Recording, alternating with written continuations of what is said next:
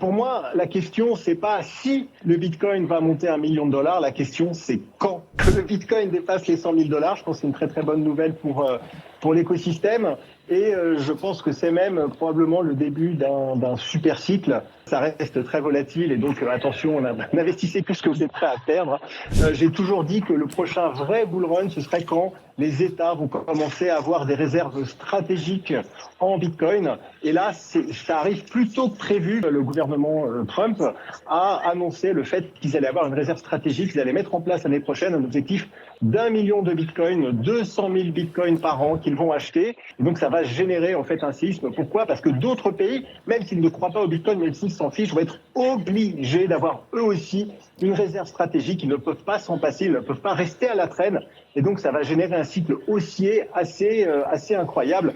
Parfois on se demande, est-ce que le Bitcoin peut monter à 1 million de dollars ?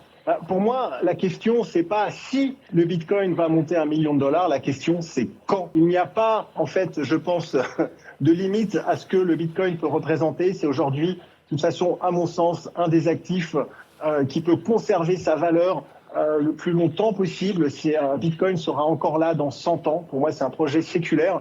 Je ne mets pas de limite à la valeur du Bitcoin en dollars ou en euros.